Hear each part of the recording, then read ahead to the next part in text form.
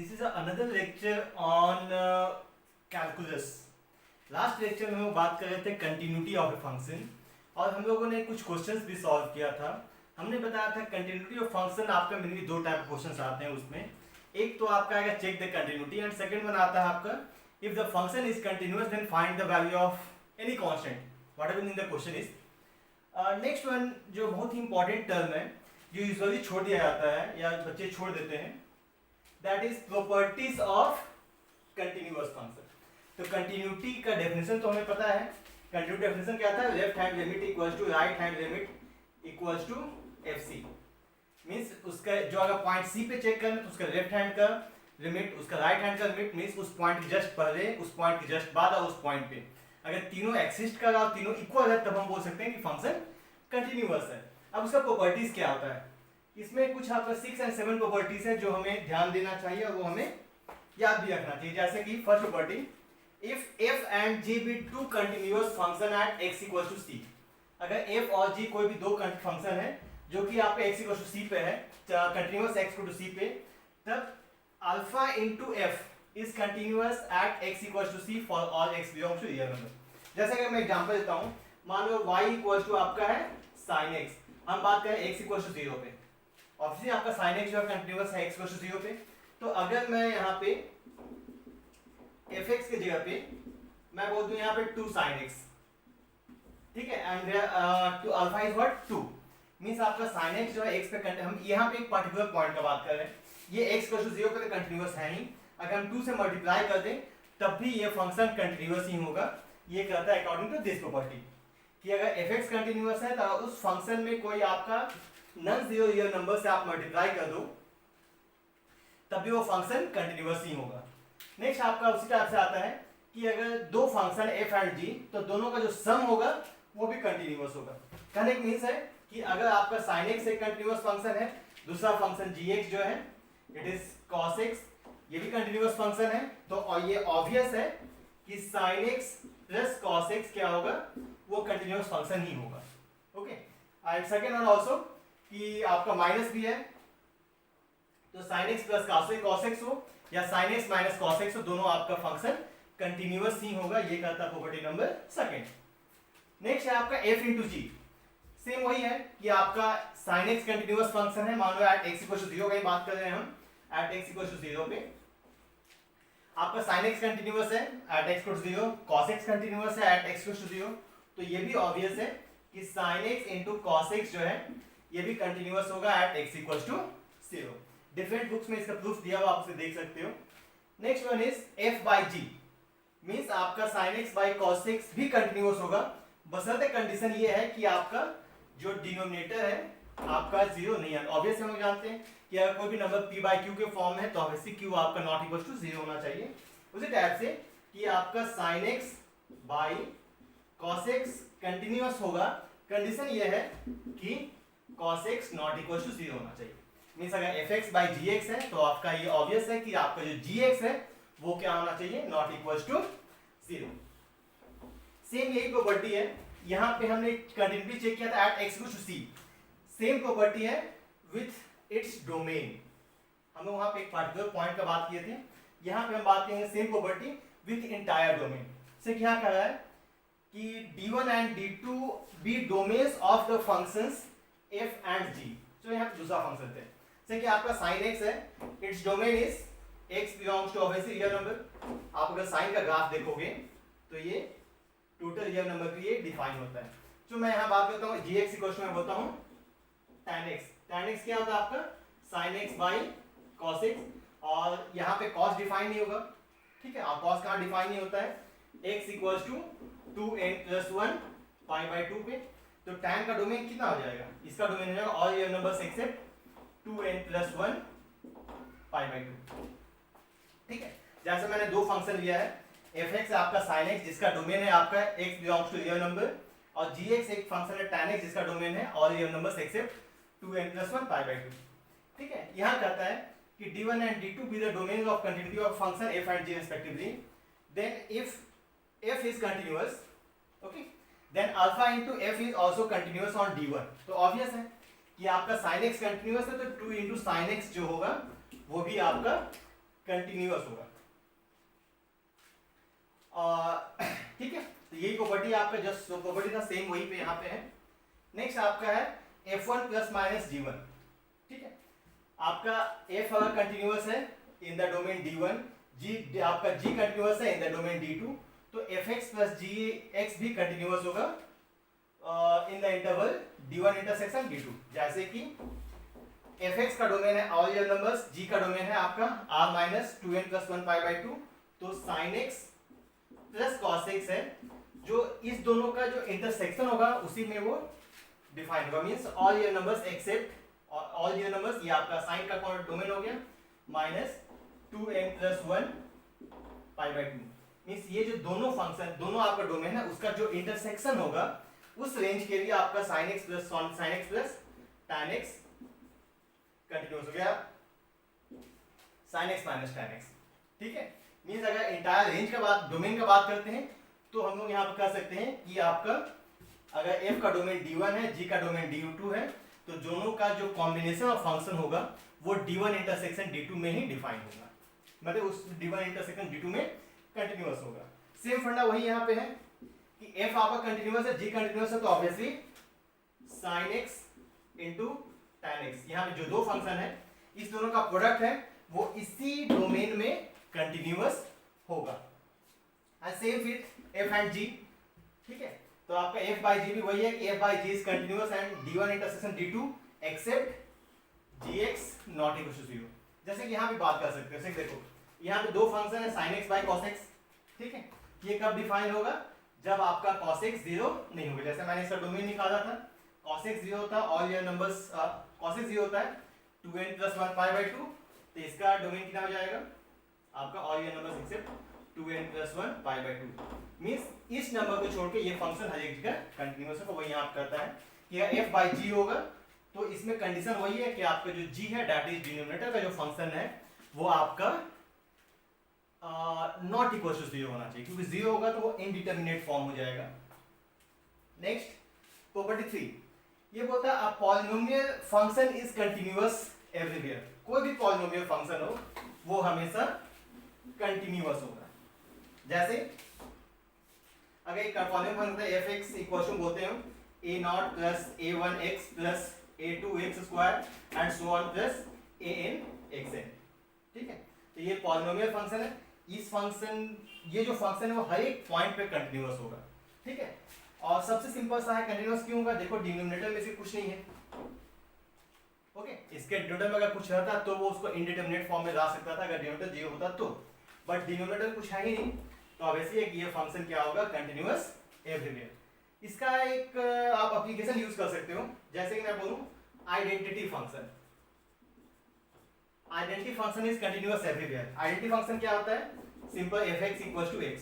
Obviously this is the special case of polynomial function. दूसरा बोल सकते हो आप जो कांस्टेंट फंक्शन है fx equals to constant, means यहां से यहां तक हम x को 0 पुट कर दें तो fx क्या बच जाएगा, fx इक्वल्स कांस्टेंट। तो ये दोनों सिंपल आइडेंटिटी फंक्शन हो या कांस्टेंट फंक्शन हो, दोनों आपका एप्लीकेशन है किसका, पॉलिनोमियल फंक्शन का। तो इसे जब पॉलिनोमियल फंक्शन कंटिन्यूअस है ही एवरीवेयर, तो ऑब्वियसली है कि आइडेंटिटी फंक्शन और कांस्टेंट फंक्शन भी दोनों कंटिन्यूअस होगा एवरीवेयर। नेक्स्ट आते हैं,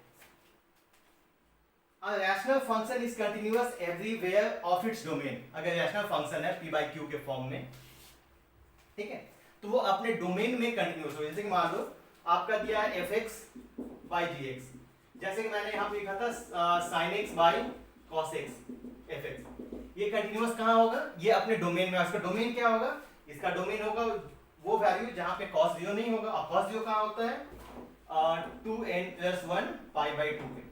मींस ये जो फंक्शन है r minus 2n plus 1 pi by 2 पे कंटिन्यूअस होगा। तो ये तो आपका ऑब्वियस जानते हैं हम लोग, रैशनल नंबर हो उसमें भी p बाई q में है तो q आपका नॉट इक्वल टू 0 होना चाहिए। रैशनल फंक्शन है तो आपका gx 0 नहीं होना चाहिए। तो यही कहता है कि अगर कोई रैशनल फंक्शन है तो वो अपने डोमेन में कंटिन्यूअस हो। जैसे आपने देखा tan जो है, अगर मैं कहता हूँ cot x कितना होगा, that is cos x by sin x, तो इसका डोमेन क्या होगा, ये अभी कंटिन्यूअस नहीं है, पर मुझे इसका डोमेन निकालना होगा। और डोमेन कब डिफाइन होगा, जब आपका sin x 0 नहीं होगा। sin x 0 कब होता है, sin x 0 होता है आपका x इक्वल टू n पाई पे, means all real numbers accept n पाई। n पाई को छोड़ के बाकी जो रियल नंबर्स है वहां पे ये फंक्शन कंटिन्यूअस होगा। मींस कोई भी रैशनल फंक्शन है पहले उसका आप डोमेन निकालोगे, ठीक है, तो जो डोमेन है वो रैशनल फंक्शन उसी डोमेन में कंटिन्यूअस होगा। नेक्स्ट आ जाओ, ये बहुत इंपॉर्टेंट है। If f is continuous at x equals to c then mod f is also continuous at x equals to c। जैसे कि देखो इसका एग्जांपल ये, ठीक है, अगर मैं कहता हूं कि cos x it is continuous at obviously x equals to c, ठीक है, तो जो mod of cos x होगा वो भी कंटिन्यूअस ही होगा। That means mod of cos x हो या mod of f कहो, ये भी क्या होगा, कंटिन्यूअस एट, जो मैं यहाँ पे पॉइंट लूँ या c 0, तो ये भी continuous at x equal to 0 पे होगा, ठीक है। यही कहा है यहाँ पे कि f is continuous at any particular point, then mod of f is also continuous at x equal to c। अगर कोई फंक्शन से cos x है वो 0 पे कंटिन्यूअस है तो आपका mod of cos x means combination of cos and mod वो भी कंटिन्यूअस होगा। इसमें एक और चीज याद रखना, जैसे हम लोग जानते हैं mod x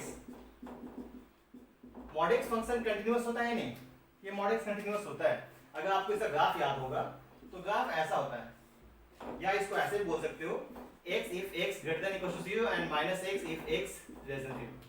मींस आपका 0 से छोटा में भी और 0 से बड़ा में भी ये फंक्शन डिफाइन है। मींस ये आपका आएगा y equals to x, ये आएगा y equals to minus x। तो वही कहा है यहाँ पे कि अगर f कंटिन्यूअस है तो आपका mod f भी कंटिन्यूअस होगा इन दैट पॉइंट या एट दैट पॉइंट। नेक्स्ट आते हैं 6th वन, ये इनवर्टिबल फंक्शन के लिए है। If f is continuous one function defined on ab with range cd।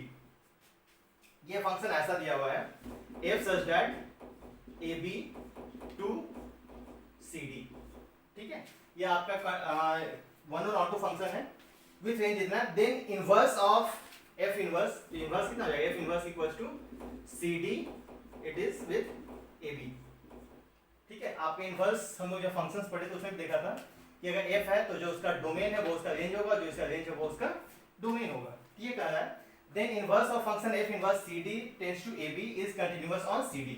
Means अगर f जो फंक्शन है ये आपका ab इंटरवल में कंटिन्यूअस है अपने डोमेन में, तो ऑब्वियसली है कि जो f इनवर्स है वो भी अपने डोमेन में कंटिन्यूअस होगा, ठीक है।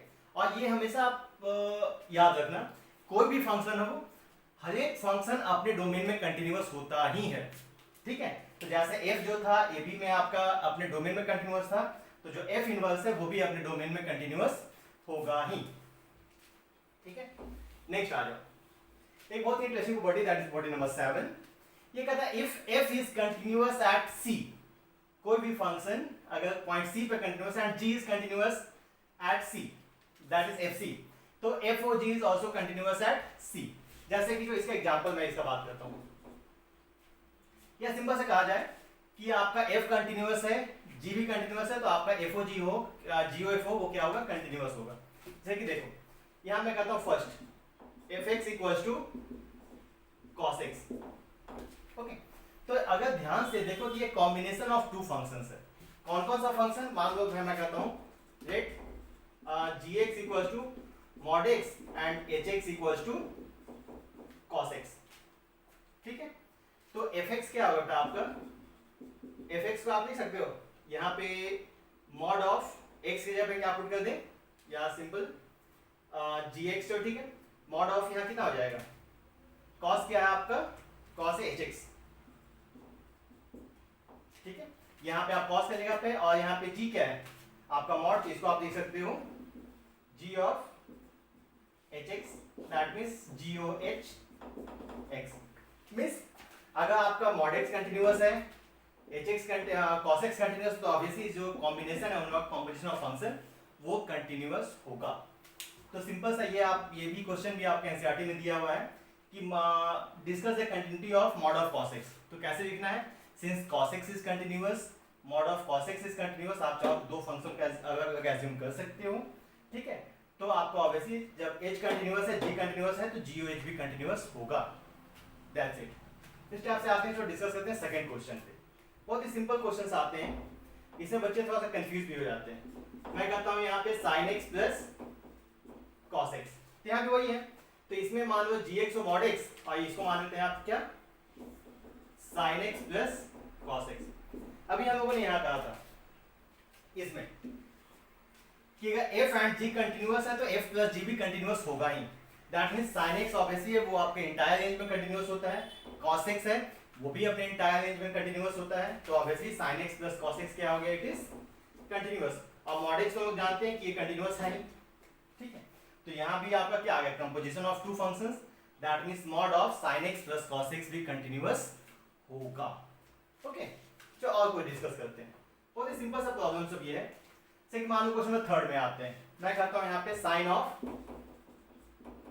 2x² माइनस 3, तो यहाँ भी हमने दो फंक्शन लेना है, ठीक है। ये सब आपका कंपोजिशन ऑफ फंक्शंस का एग्जांपल है। तो यहाँ मैं कहता हूँ it is x sin x और x को हम बोल देते हैं 2x² माइनस 3, ठीक है। तो यहाँ पे आप देखो इसे कैसे लिखते हो आप, इट इज यहाँ पे हो जाएगा साइन ऑफ, इसको मैंने क्या माना है hx, इस फंक्शन में साइन, इसको जो मैंने माना hx, और साइन क्या है, it is g, that means g of hx means GOH of x। तो ऐसे हम लोग जानते हैं कि sin x जो है आपका trigonometric function, that is continuous everywhere, क्योंकि साइन का जो डोमेन होता है वो होता है ऑल रियल नंबर्स, और आपका जो hx है that is a polynomial function, और पॉलिनोमियल फंक्शन भी आपका हर एक जगह कंटिन्यूअस होता है। तो ऑब्वियसली जो दोनों कॉम्बिनेशन है GOH, ये भी क्या होगा आपका कंटिन्यूअस होगा। इसे हम लोग को स्टेटमेंट में लिख देना है। नेक्स्ट इसी टाइप से आ जाओ tan इनवर्स, ये क्वेश्चन सेम वही सब क्वेश्चन है आपका, tan inverse 3x³ minus 2x minus plus 1। यहाँ पे हम क्या कर लेंगे, यहाँ पे हम मानेंगे tan inverse, it is tan inverse x, ये हो गया आपका 3x³ माइनस 2x प्लस 1। अच्छा, तो tan इनवर्स x का डोमेन क्या होता है, अगर आपको tan इनवर्स याद होगा इसका ग्राफ, तो tan इनवर्स का ग्राफ कैसा था, like this one, that means it defines in all real numbers. तो मैं tan इनवर्स x का जो डोमेन है वो होगा आपका ऑल रियल नंबर्स, इसका डोमेन क्या होगा ऑल रियल नंबर्स, और आपका ऑब्वियसली है कि ये पॉलिनोमियल फंक्शन है, मींस ये भी आपका कंटीन्यूअस हो गया everywhere, that means in all real numbers both the functions are continuous। तो tan इनवर्स x भी कंटिन्यूअस है, hx जो है ये भी आपका कंटिन्यूअस है, तो ऑब्वियसली है कि जो दोनों कॉम्बिनेशन होगा वो भी कंटिन्यूअस होगा। मींस इसको लिख सकते हो आप tan इनवर्स यहाँ पे क्या hx, और tan इनवर्स क्या g, तो इसको जो g of hx that means GOH of x, ठीक है। उसी टाइप से आ जाओ फिफ्थ, ये बहुत ही छोटा छोटा एग्जांपल्स है जो कि आपको याद रखना चाहिए, जो बहुत ही इंपॉर्टेंट रोल प्ले करता है in properties of continuous function या simply continuity of any function. Next आ जाते हैं, चलिए नेक्स्ट मैं बोलता हूँ fifth one, sine of mod x, ठीक है। तो ये भी क्या आपका कॉम्बिनेशन ऑफ दो फंक्शन, कौन कौन सा फंक्शन है, एक तो मान लो आप gx को मान लो sin x, और mod x hx को मान लो आप mod x, दो फंक्शन हो गया। अब यहाँ पे देखते हैं, यहाँ पे साइन ऑफ mod x हम लिख सकते हैं साइन ऑफ hx, और साइन क्या है that is g, that is g of hx, that means GOH of x।